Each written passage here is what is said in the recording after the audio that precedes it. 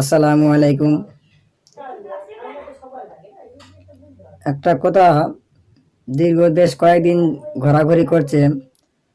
আমার অনেক বন্ধু বান্ধবরা জিজ্ঞেস করে যে ইসলামের মধ্যে এত গন্ডগোল, এত গোলযোগ কেন? একটা বক্তা বলে এটা ঠিক, একটা বক্তা বলে ওটা ঠিক, কিন্তু ঠিকটা আসলে কোনটা? আমি প্রত্যেক ভাইদেরকে একটাই কথা বলবো, যারা যে কোনো বক্তার ওয়াজ শুনুন, অসুবিধা নেই, কিন্তু ব্যাপারটা হলো সে বক্তাটা প্রকৃতপক্ষে আলেম কিনা, এটা কিন্তু প্রত্যেক শ্রোতার জানা খুব প্রয়োজন। আবার এখন দেখবে কিছু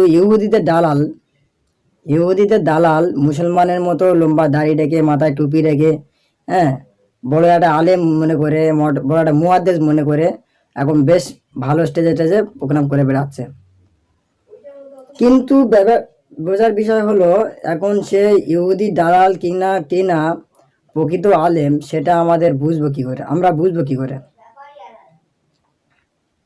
যখন দেখবে যেসব মাওলানারা, বা মাওলানা বলা ভুল, ওগুলো মাওলানা না, ওগুলো ভণ্ড আছে, দেখবে তারা সবসময় বেদাত বেদাত বেদাত করে ছড়াছড়ি করে। যাই কিছু করো না কেন, যাই কিছু করো না কেন, সব তোমাদেরগুলো বেদাত, আর ওরাই যেটাই করে সেটাই ঠিক। এমনই